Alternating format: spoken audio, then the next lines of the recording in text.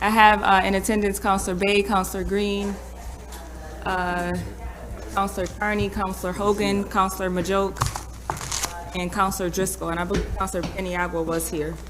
But we'll just go ahead and get started, jumping right in. The first one we have is the legislation request permission for encroachment at 2027 Park Street.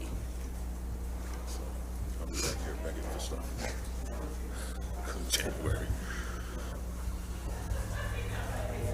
Good morning. I have that encroachment request. It's for a black aluminum fence that will encroach 5 feet into the right-of-way on the Park Street side. It's part of a larger redevelopment project, converting the old Babies R Us into a car wash, which should be nearing completion. Okay. All right. Any questions on that? No? You good?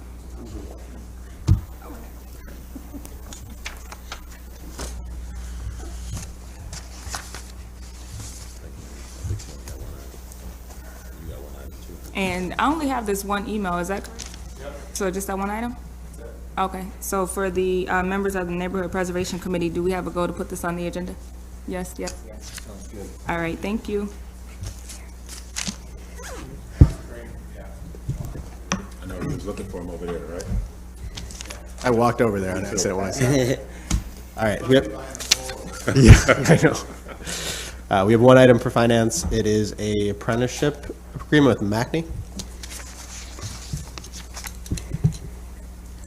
Good morning. My name is Kelsey May, Director of Digital Services. So we are requesting permission to enter into an agreement with MACNY, who is the approved New York State Department of Labor Apprenticeship Administrator. So we have 2 employees right now that we would like to enter into a formal registered apprenticeship for technical roles in digital services. And we're hoping that this can open up apprenticeships across the entire city. Happy to answer any questions. All right, so this is city employees that we. Correct. Okay. Yep. And then what's their general training? What do they mostly get out of skill set wise? Yep. So it depends on the person. So we have 2 employees that we'd like to put on a software engineer path. We have one employee who was hired under kind of a general trainee civil service title, and we'd like to have her. She is currently in the middle of doing business analysis and technical training. Once we have this partnership, New York State will give her an actual journeyman card so that she can take that and then either stay here and progress in other paths and be promoted, or go elsewhere with that certification, as well as receive college credit to work towards getting her associate's degree. So at a high level is the idea, given how challenging it can be to hire people in IT, that rather than try to recruit people here, you kind of grow them from within. That's correct. Okay. Yep. And we're hoping that we can expand that beyond just this position into other finance roles. They have marketing apprenticeship paths. This is just the entry point to start thinking differently about how we hire across the city. Questions from other counselors? Counselor, I just wanted a little clarification. It says the agreement will also enable the city to receive New York State grants and tax credits. I mean, obviously, we can't use the tax credits, but would we be able to use those tax credits for other things, or? I'd have to look into that. Okay, it might be just a misprint, because it sort of caught my eye. Yep. All. So just generally, there's age limits. And under normal agreements with MACNY, organizations are able to receive $5,000 tax credits for each apprentice, as well as $500 for each mentor that is paired with the apprentice. But I can get back to you. That wouldn't apply to us, obviously, so. Mm-hmm. Okay, thank you, Councilor Green. Any other questions on this? Are members of the Finance Committee comfortable moving it forward? Okay. All right, thank you. Thank you. Those are all my items.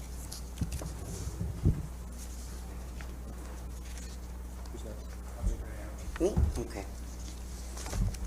All right, so we have Donna in the room. Come on up so you can help us a little here. So we have the CPI HR Affordable Care Act.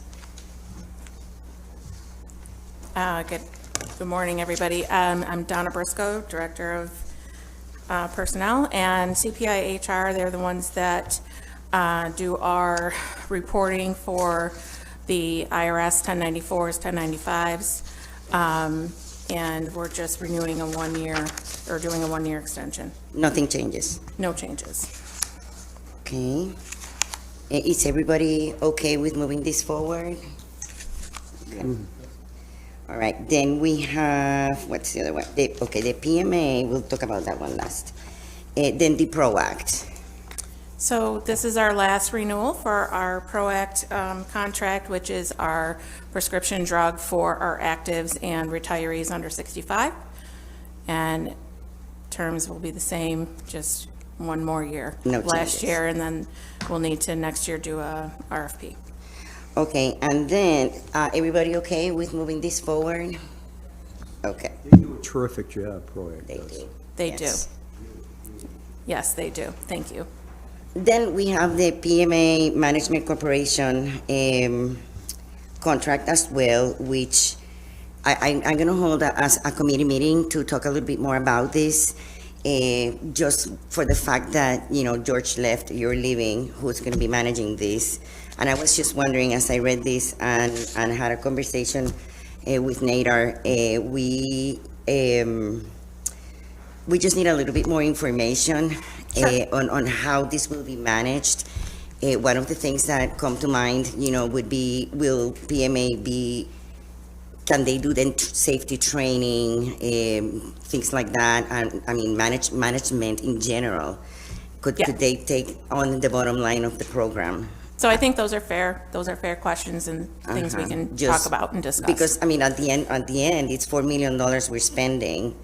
And if we can, you know, make that better for the city, I think it's something we should look into. So you would educate us on that? in Okay, This yep. committee meeting? Okay. That's absolutely fine, We'll call yes. that then. Thank you. Okay, thank you.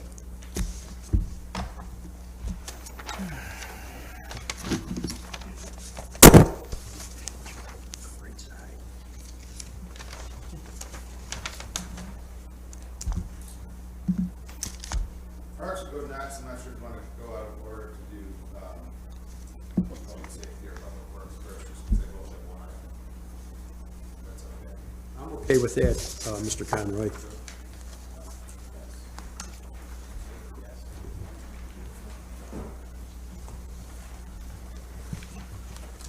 Morning, everybody. Come before you to request permission to spend money for the Syracuse PAL. The police department look for you to authorize the use of the Syracuse Select Sports Complex operated by Syracuse Select Basketball LLC located at 201 Hamilton Street, Syracuse, for various events related to Syracuse Police Athletic and Activities League. This will be paid, charges not to exceed $9,240 and will be paid for from an existing account for the Syracuse Police Athletic League that we have. Any questions?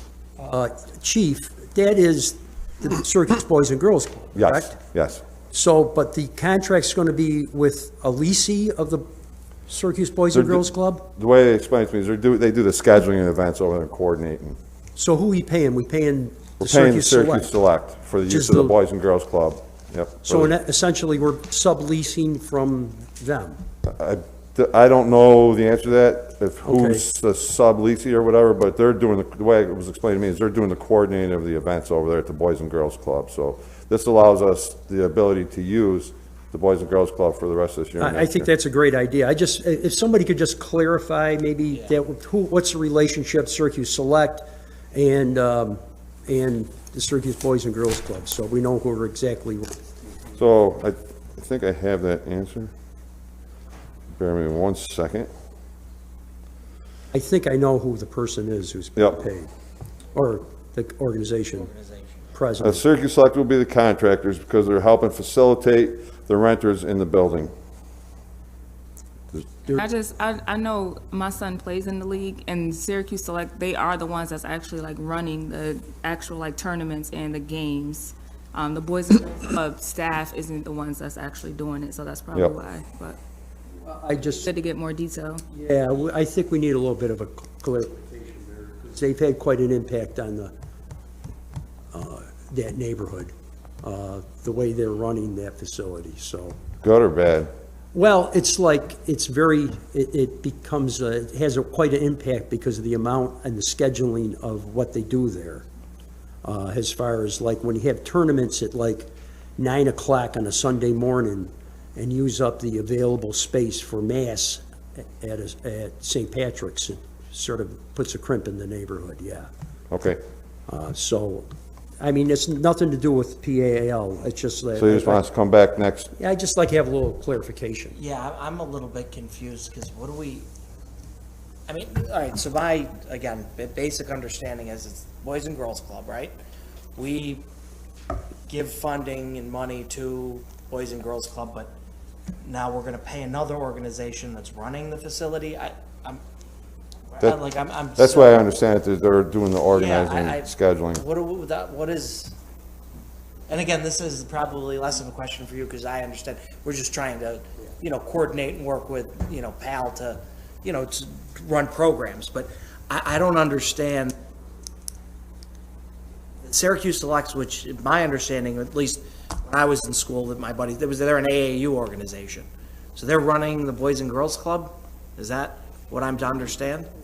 That I don't know. Okay, I mean, again, less of All I a know is question they for said- you, more of a bigger question to. Yeah, I was try and- told that they're doing the scheduling, facilitating Yeah. the coordinating and the scheduling over there. But then what are the Boys and Girls, you know what I mean? Well, Yeah. I think what we're, a PAL should be there. PAL is all city kids. Yep. But I'll be frank with you that it's become a tournament complex, basically. And because of all the traffic going back and forth, it impacts the surrounding neighborhood. When the Syracuse Boys and Girls Club was first built, I was part of the fundraising effort. Marty Masterpole, who was a city councilor, is now a county comptroller, did all the fundraising, and we thought we were building a place, a facility that would serve the youth of the city of Syracuse. It seems now it's become sort of a tournament place where teams from all over the area are coming in, and it sort of adversely impacts that neighborhood as far as traffic goes, so. Okay, so I'll get to people that have more information, come back, there's some illness and stuff. Yeah, I don't Reason think this, came in, so- this is a great idea, but, yeah, if we could have a clarification. a little Okay. bit. I don't understand why we're paying Syracuse Selects. All right, we will let the item go, but we will pending the clarification. All right, everybody good? All right. That's it, Jim. Okay. So I think it's, if, the one water item, an extension of the contract, is there someone that can, oh, there you are. How are you? Good morning, Commissioner Awald here. This is a no-cost contract extension to our consultant who's doing our computerized maintenance and management software implementation. We're a little bit delayed in fully implementing our phase one component because of the delay in getting tablets to get to all the employees, but it's a no-cost extension. Any questions? All right, All in favor of moving this item forward? thank you. Okay, great, thank you. That was my item.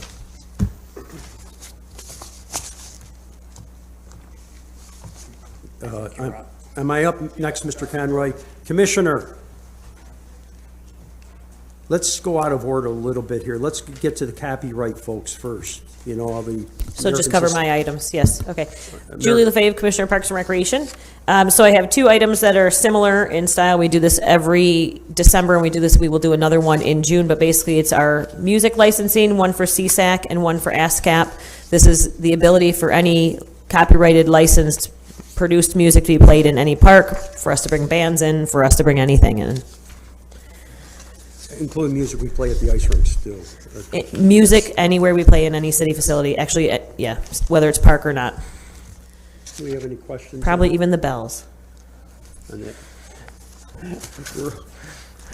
Musicians got to get paid, right, Councilor Driscoll? Yeah, I don't know how much of it makes back to him, but in theory, it works well. Parks Committee okay with advancing these items? Yes. Let's go to the canine. Okay, so I have two. So if you recall, dog control is still sort of a hybrid. The staffing and some of the staffing went to the police department. Sheltering services and emergency care for the sheltered dogs still falls under the parks budget. So this is just, the contracts expire this month. This is waiver to enter into new contracts with VMC, which is for emergency services. If a dog or another animal gets hit on a Saturday night, it needs to go somewhere, it needs immediate attention. And the other one is for Barks and Rec, which is where the dog shelter where the sheltered dogs are.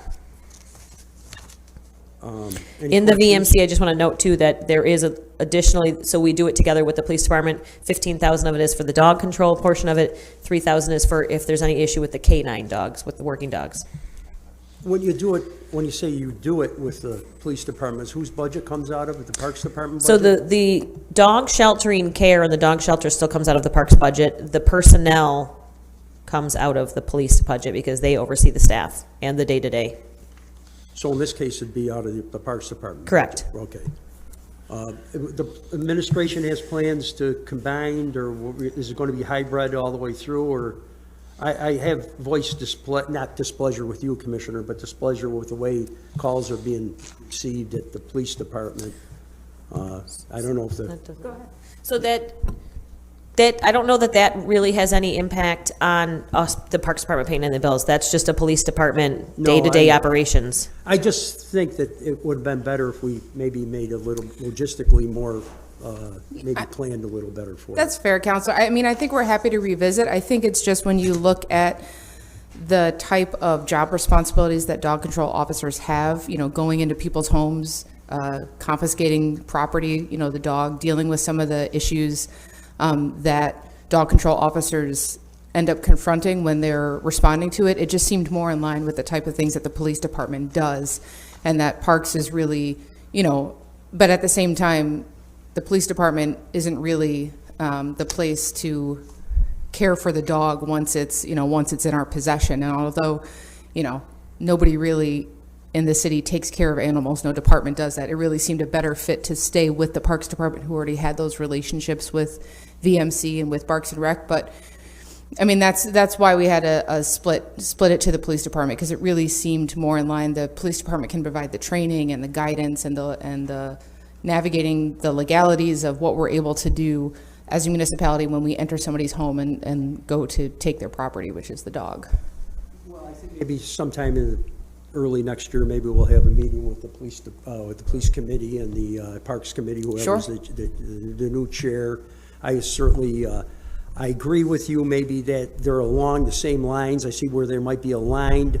I'm worried about the response nature, Sure. more or less, because last I knew, there was only one line going into the dog control. Okay. And so, which means somebody called and somebody was on that other line, they never got any kind of response. Okay. So, Okay. that, yeah. That's So, fair. I mean, logistically, I think, and as long as, you know, I've been through consolidations before, and I think sometimes maybe throwing another job description over to the police department, as long as they maintain the same level of priority they did under the Parks Department, I'd probably be satisfied. Yeah, I think with any new venture, it makes sense after a period of time to revisit it, to see what's working, what's not, what needs to be tweaked. And I think the response time is definitely, I'm sure, you know, whether it's Chief Trudell or whoever has, you know, the stats that we'd be able to present, so that way we can determine, you know, what needs to be tweaked in the process to really improve it for the residents.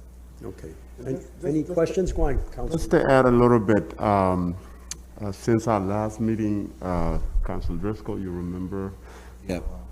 Carney, I have met twice with Corporation Counsel Kristen, just to see some few details before we bring it here for further discussion.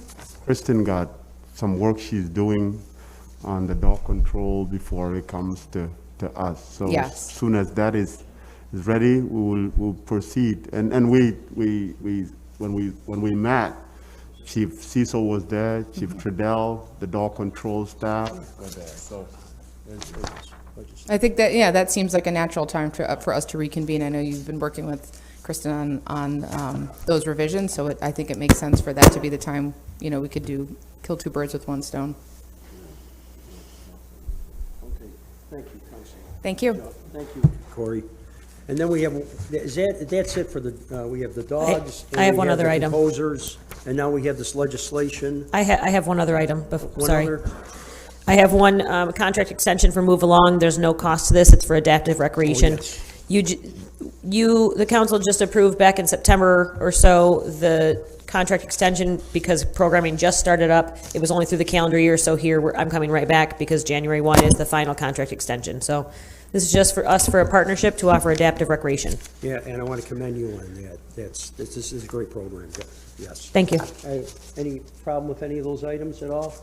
Parks Committee's okay with it? Yep. Thumbs up? Yeah, we're good. Okay, and then we have the legislation that I've asked to be incorporated. This will be on the agenda. This is an effort to recognize that we've gone through 2 years of a pandemic. This has adversely affected many of our nonprofit entities that provide available services to the community at large. And I've always somewhat lamented that we've had to charge for use of our facilities. And in my time in the Parks Department, they were more or less placeholder fees. But to get with the times, we have charged, and I think they've had a significant impact on some of these nonprofits. So the legislation would be for a reduction in recognition of this of the 50% fee. And the commissioners asked, you're going to compile some data. So when we vote on this on that Monday, we'll have that data for our study session regarding the fees.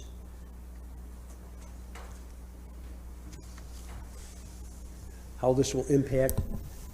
I can provide data, Okay. but I have my own reservations about this. Well, cite your reservations, Commissioner. I have asked for more additional time because we are in the middle of CIP. We're doing interviews. I have no staff shortages, vacations, that I don't feel that enough time was given to me to fully put together how this will financially impact pretty much majority of our permit holders, as majority of our permit holders are 501c3s. Okay, that's understandable. So I was just asking for additional time. But if those permit holders read the legislation, I don't think they'd have any problems with their fees being cut 50%. I understand, but I have concerns about how this is going to affect our Parks Department, and to be frank, we're here elected as, fiduciaries of the public and their dollars. How this is going to affect our bottom line, and while I can appreciate that we want to be sympathetic and work with nonprofits in the city, how many of these 501c3s are not city residents? How many of them are not actually?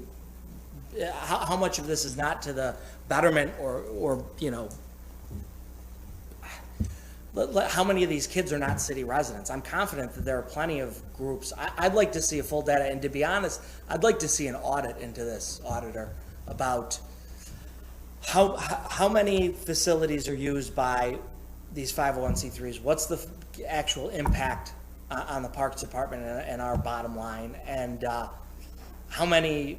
And again, I don't know how we actually go about this. How many groups are using our parks without actually paying any fees in general, not even going through the permitting process? I mean, I venture a guess that it's probably a number of people that are running things out of it that aren't asking for permits that are using it. I just, while I understand and can appreciate that we want to, work with these nonprofits and the benefit that it has to our city, how many of them aren't actually even going to benefit city residents? I think the majority, I just know from my own personal experience, the majority of the people that use the city facilities and nonprofits do are city residents or certainly city teams and city organizations, just from the Little Leagues alone. I also want to mention that, as we well know, the fees that are collected by the City Parks Department do not go back to the City Parks Department, they go to the general fund. So, I mean, in my time with the Parks Department, we actually had a separate entity, a separate fund set up for parks facilities where the fees would go to, but under previous administration, that went away.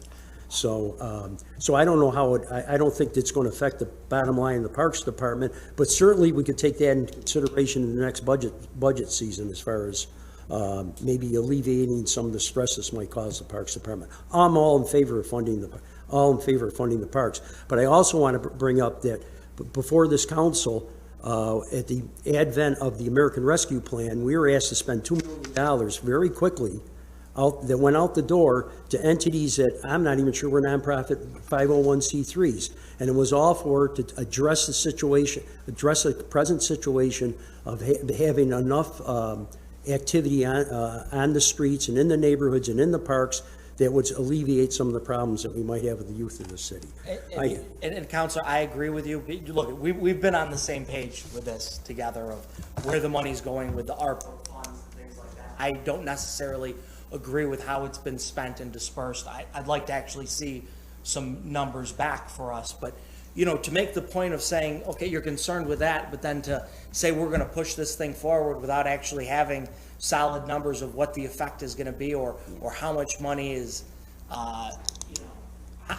just the big picture, where we're at, how much money we're taking in, how many groups are being affected by this. I want to see that before this is put to a vote. Well, Yeah, I concur. well, Me too. I concur, counselors, but I am sure the commissioner probably will be able to come up with that before Wednesday's study session, wouldn't you say? Based on the comments, I'm not so sure. Well, I mean, this is like, we're in the age of computers. I imagine you'd be able to just look through last year and say, these people are using our parks and add it up.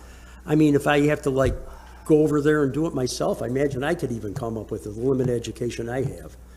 So I mean, I don't think that argument stands aside. Now, I'm going to ask that the Parks Committee ask to move this forward, and I would hope we would get the data in order to have a more vigorous discussion, if we can have more vigorous discussion at the study session. I think I'm going to object until we have more information on how this will impact the bottom line. So let me get this straight. So you're objecting, Councilor Paniagua, you're objecting, Councilor Yes. Driscoll? Yes. So we're two and two. So this, so you're objecting to have a 50% reduction in fees to nonprofit entities, just so I get this straight. Yes. Yes. Okay, thank you. I guess it won't go on the agenda, Mr. Conroy.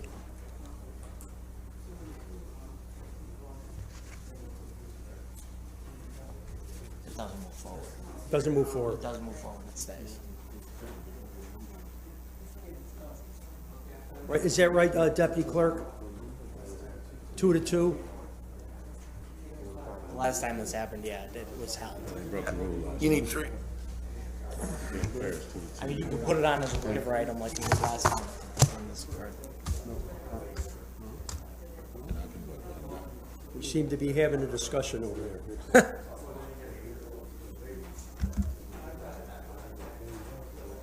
I think you run the audit, man. See, I see no reason in not having a rigorous discussion during the study session like we used to have on different items. If we don't want to have it on the study session with all the council present, there must be some objection to that, or...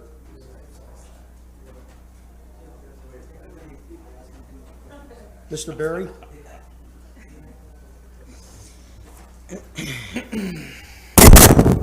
Yes, good morning, Joe Barry, First Assistant Corporation Counsel. So under the council rules as presently drafted, the 2-to-2 committee vote prevents it from going forward. We had that issue, if you recall, in the summer with the sidewalk legislation. Yes. So at the time, that was the other alternative, that advanced sidewalks, is Councilor Hogan can put it on by waiver. With a waiver. Okay, maybe I'll consider that. But the rules on the committees are kind of unclear, so for the January organizational meeting, the council might want to consider revising those committee rules so we don't run into this situation as often. Third time. Okay. Or thank go you. back to the old way, which is Yeah, sure. not as problematic with advancing legislation. Just to refresh on my recollection a little bit, Joe, didn't we move that item when it was tied? No. We didn't move it. No, we didn't. It was put on by a waiver item, which sort of defeats the whole purpose of this. But if you have every right to put it on as a waiver item and see if it can get through that way. But I happen to agree with the, 2 members that voted against it. I don't understand how we can move this forward without the information. So. Okay. Thank you. You're welcome. Mr. Berry. That's all I have, Councilor Bay. All right, folks, if that's it, appreciate everybody being here. Thank you very much. So when do you think we'll get the information?